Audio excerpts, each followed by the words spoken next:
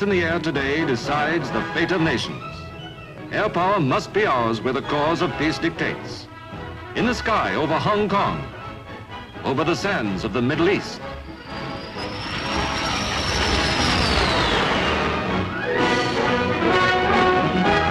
Only a little while ago, air power helped keep the peace of Europe by bringing salvation to Berlin.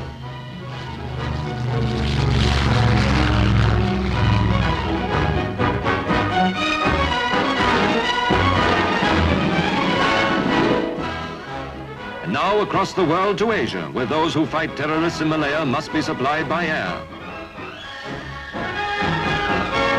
History comes roaring closer with the Australian meteors at work for the United Nations over Korea.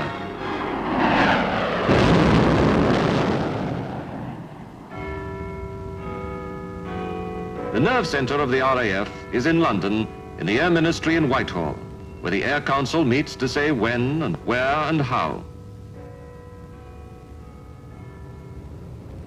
Secretary of State for Air, the Chief of the Air Staff, and other members of the Air Council meet to decide policy.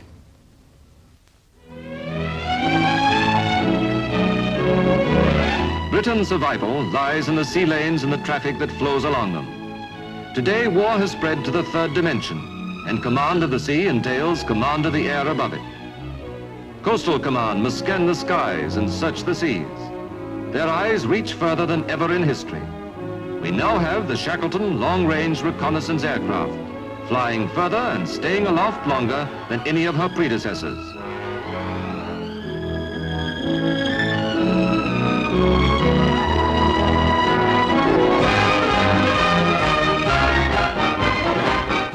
Fighter Command, now armed with something keener and swifter and more deadly to its foes than anything the last war ever saw.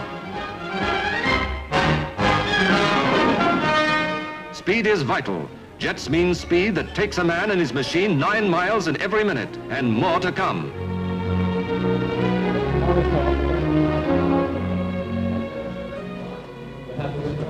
That means new techniques on the ground too. New methods of control. New operations. New radar eyes.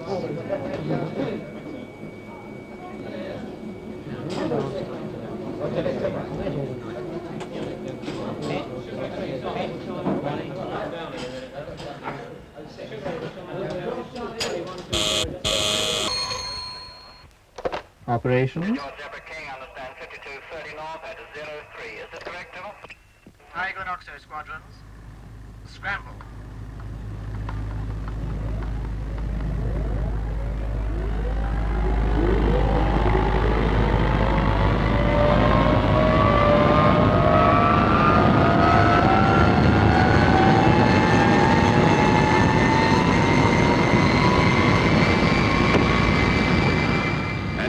New standards of human skill.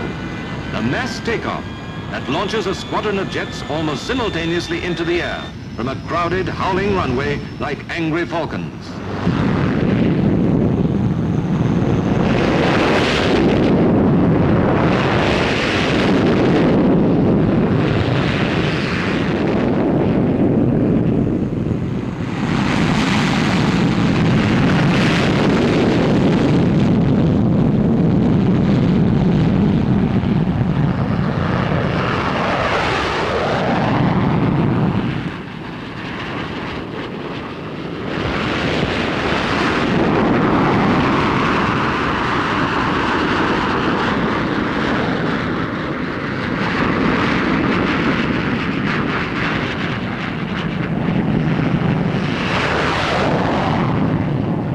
The Meteor is faster than the Spitfire, but the progress of development is also fast.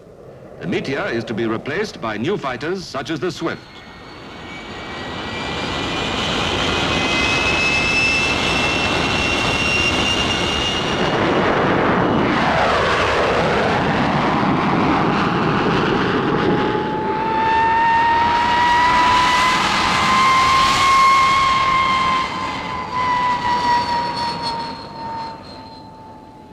And the P-1067, the fastest fighter flying today.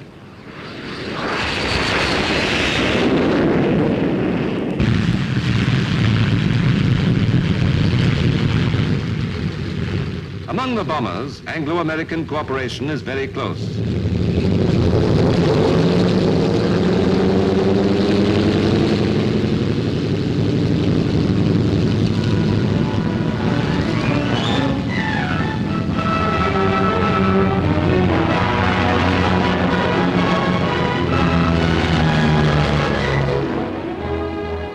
After the war, Britain decided to jump production straight from the Lincolns and the Lancasters to the jets. Meanwhile, to ensure a striking force at all times, the RAF manned these Washingtons, as we call the super fortresses.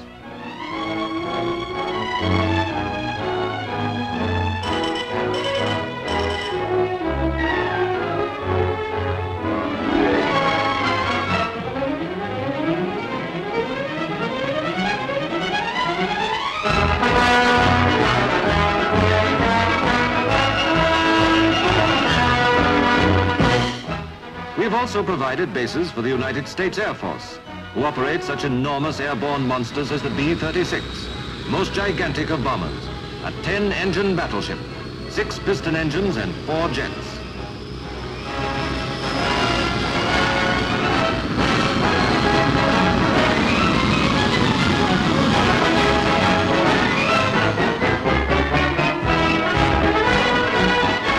And now the jet bombers of the RAF are coming along. The Canberra is coming into squadron service, a sleek thing more beautiful to the eye than to the ear, which can fly twice as fast as the Lincoln and twice as high.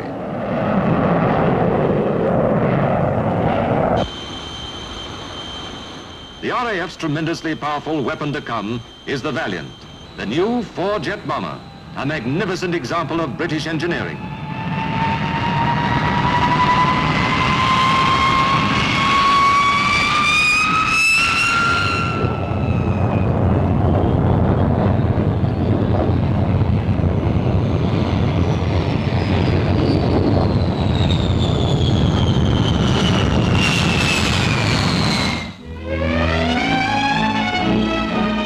In this disintegrated world, we have at last found an integrated will for peace. The North Atlantic Treaty Organization means an interlocking efficiency, new to the history of this contending world. Now the mechanics of European defense are welded under General Eisenhower and his Air Chief Marshal Saunders, who has the task of coordinating the growing efforts of all our neighbor lands to build their air strength.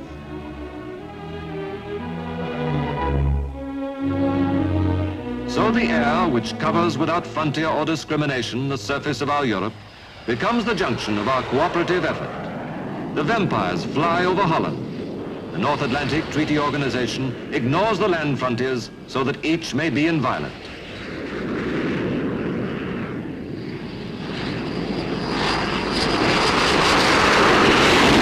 Those who live below, anchored to the anxious ground, watch the passage of the thing that means security to them and to us, and maybe to the world.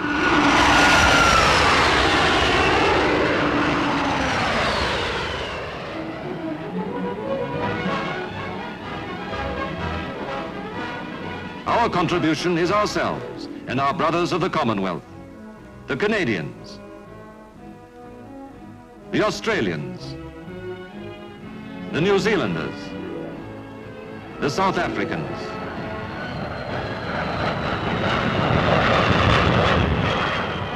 a glorious brotherhood of the air, the common element which is shared by all who breathe it and share a love of freedom.